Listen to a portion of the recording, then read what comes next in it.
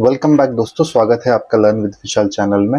हमने last video में देखा है कि एएचयू कैसे वर्किंग करता है। उसी के बाद में हमने देखा कि आपका एएचयू के ऊपर कौन सा क्वेश्चन पूछा जा सकता है, जो कि वेरी रियली प्रैक्टिकल बेसिस पे सारा क्वेश्चंस पूछा जाता है हर एक इंडस्ट्री में। और आप कहीं पे पर कोई भी कॉर्पोरेट ऑफिस में जाओगे तो वो आपको मोस्टली पूछा ही जाएगा।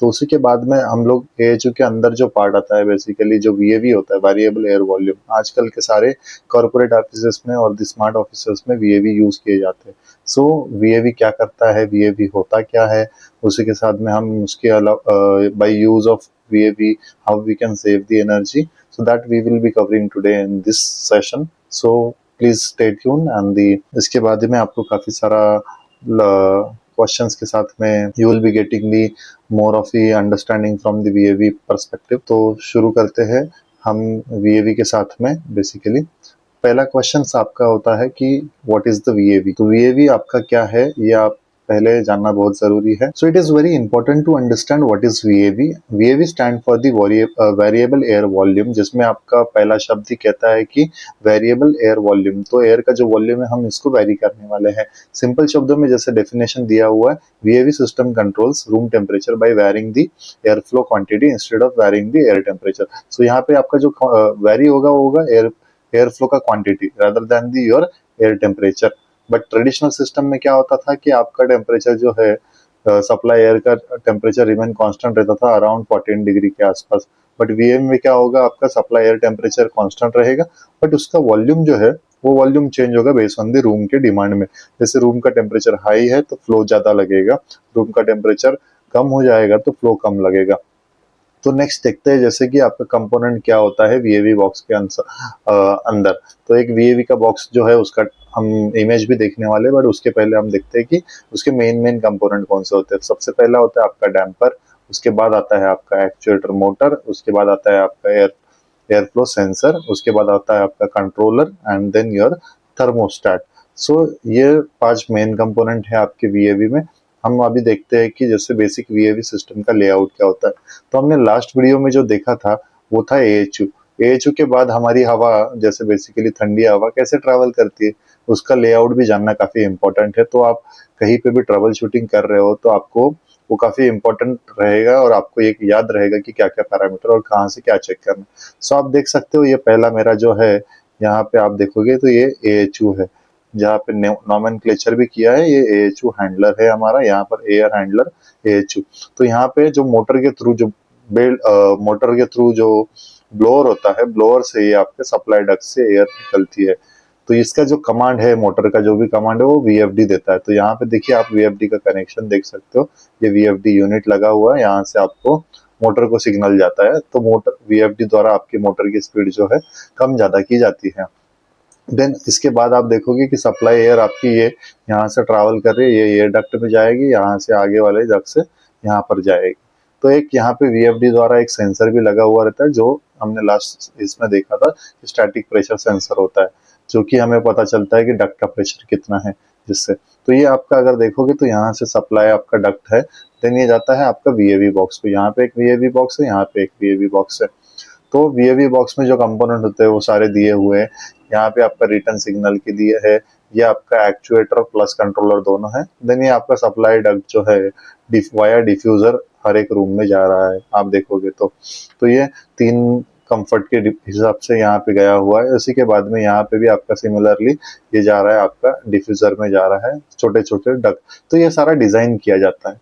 एक आप अगर देखोगे यहाँ पे इनसाइड व्यू कैसे दिखता है एक वीएवी बॉक्स का, तो आप यहाँ से इनलेट ऐसे यहाँ पे आपका एयर है, सप्लाई एयर का इनलेट है। देन ये आपका जो फ्लैप टाइप दिख रहा है आपको, ये राउंड वाला, तो ये है आपका डैम्पर। तो डैम्पर क्या करता है, फ्लो को एडजस्ट करता है, जैसे फ्लो कम या ज्यादा करना है वो डैम्पर के थ्रू किया जाएगा। देन आपका एक्चुएटर यहाँ पे, तो एक्चुएटर एक क्या है, जैसे मोटर की तरह होता है एक्चुएटर, जो आपका डैम्पर का पोजीशन हिलाता है बेसिकली। जैसे कंट्रोलर से आपको कंट्रोलर भी यहीं पे है, जैसे कंट्रोलर से सिग्नल मिल जाएगा तो एक्चुएटर आपका मूव होता है, उसी के द्वारा ये फ्लैपर जो डैम्पर है वो एडजस्ट किया जाता है, जैसे 100% ओपन या फिर 0% ओपन। तो जो फ्लैप अगर आपका पूरा सीधा डायरेक्शन में आ जाएगा, ये राउंड डायरेक्शन में, तो आपका बंद हो जाएगा फ्लैप। ये अभी हाफ है, it is almost 100% open, so it adjust its position basically. इसमें सेंसर्स भी लगे होते हैं जो आपका टेम्परेचर का, कॉपर के से जो सेंसर होते हैं जो आपका टेम्परेचर का कंडीशन जो है आपका कमांड दिया जाता है कंट्रोलर को।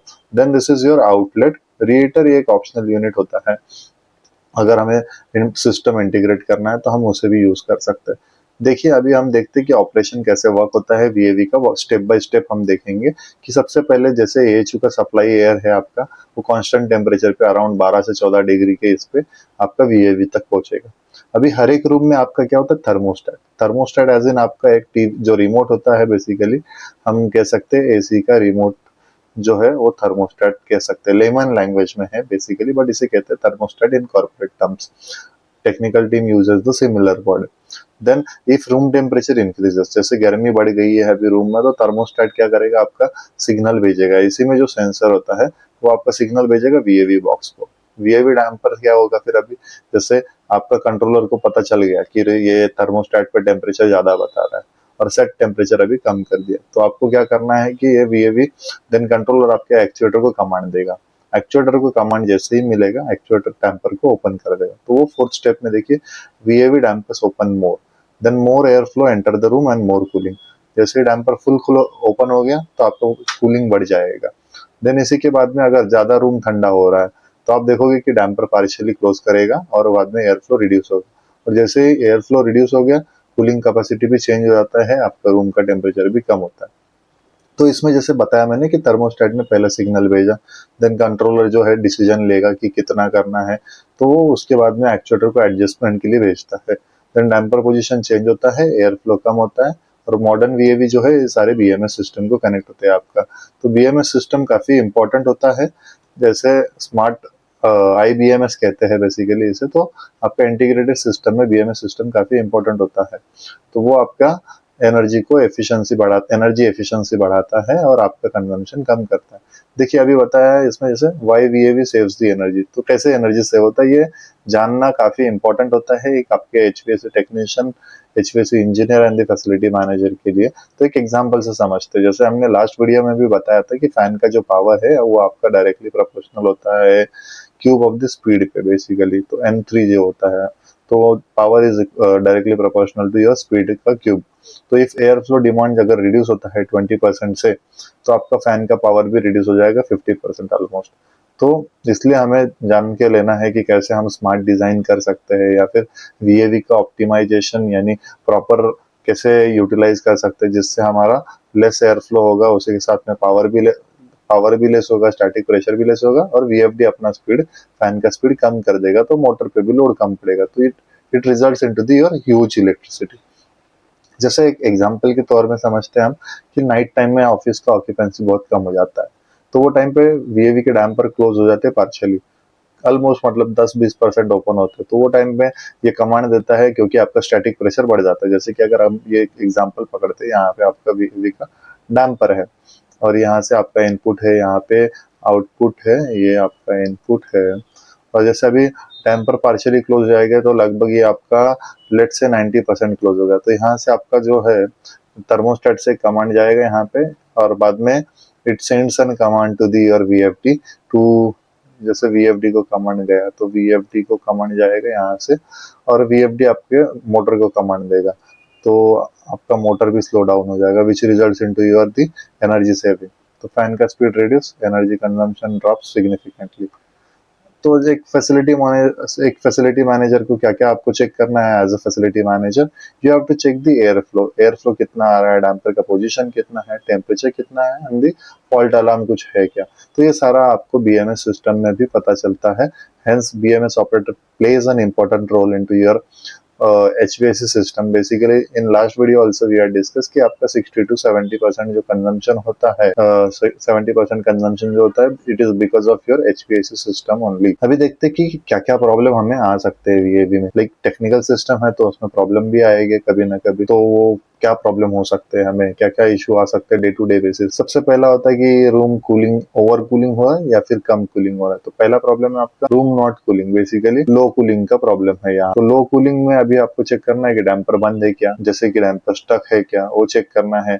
देन एक्चुएटर का फॉल्टी है क्या, एक्चुएटर कमांड अगर नहीं दे रहा है, जैसे आपका कंट्रोलर से कमांड जा रहा है बट एक्चुएटर फॉल्टी होने के वजह से डैम्पर हिल नहीं रहा है, तो वो भी चेक कर सकते हो। थर्मोस्टेट का कैलिब्रेशन इशू है क्या, तो थर्मोस्टेट काफी डिफरेंट कंपनी के आते हैं और इसको कैलिब्रेट भी करना होता है, उसका प्रोग्रामिंग भी होता है, तो वो भी चेक करवाना पड़ेगा। देन लो एयर फ्लो होगा आपका फ्रॉम एएचयू से लो एयर फ्लो अगर आता रहेगा तो वो भी हमें चेक करना है, कोई डैम्पर डक्ट बंद है। सेकंड आपका high noise issue from the diffuser. अगर डिफ्यूजर का क्यों आ सकता है, एक तो डैम्पर बंद रहेगा, तो वो भी सबसे पहले आपका है कि हाई डक्ट प्रेशर अगर हाई रहेगा तो आपका एयर का विसल साउंड आएगा या फिर वाइब्रेशन साउंड आएगा। डैम्पर अगर ऑलमोस्ट क्लोज्ड है तो डैम्पर क्लोज रहने की वजह से भी आपका क्या होता है कि एयर आता है उस पर टकराता है, एयर आके टकराने की वजह से भी आपका ये नॉइज का इशू आता है। इम्प्रॉपर एयर बैलेंसिंग की वजह से आता है, या फिर वीएफडी का स्पीड काफी ज्यादा इंक्रीज करने से भी आता है। देन आप थर्ड प्रॉब्लम जो है आपका uneven temperature in the office. तो ये अगर अनइवन टेम्परेचर काफी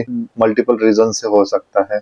हॉट पॉकेट भी होता है कोई एरियाज जहाँ पे कोई डिजाइनिंग का एरर भी हो सकता है, जैसे इम्प्रॉपर जोनिंग किया गया है, एक ये रीजन है। सेंसर का लोकेशन रॉन्ग है, जैसे अगर कोई सेंसर का लोकेशन रॉन्ग करने की वजह से भी हो सकता है। जैसे अगर आपका सेंसर सप्लाई डक्ट के यहीं पे हो तो वो सेंसर रिटर्न में कमांड लेके ओवर कूलिंग दिखा के आपका शॉर्ट साइकिलिंग हो जाता है, because system doesn't know like exactly the room temperature कहाँ पे।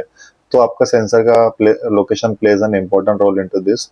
वीएवी का मिनिमम एयर फ्लो सेट अगर बहुत कम किया रहेगा तो वो भी आपको प्रॉब्लम दे सकता है लो कूलिंग में, तो वो भी आपको चेक करना है। प्रैक्टिकल टिप अगर चेक करना है जो भी आपको मोस्ट इंपॉर्टेंट, कि आपका डैम्पर का पोजीशन चेक कर लो कितना % है, ये सेट वर्सेस एक्चुअल मैच कर रहा है क्या, वो चेक करना है। एयर फ्लो का सीएफएम डिजाइन जो है आपका, डिजाइन वर्सेस एक्चुअल मैच करो, डिजाइन वर्सेस एक्चुअल मैच करवा लो। देन स्टैटिक प्रेशर आपका कितना मिल रहा है, इसका डीपीटी सेंसर जो होता है उससे चेक करवाओ। बीएमएस के अलार्म्स चेक करवाओ, क्या क्या अलार्म्स आ रहे हैं। बीएमएस हिस्ट्री आपका plays an important role into the understanding about your system. Then कब और कहाँ कौन सा जगह पे हमें वीएवी सिस्टम यूज करना चाहिए।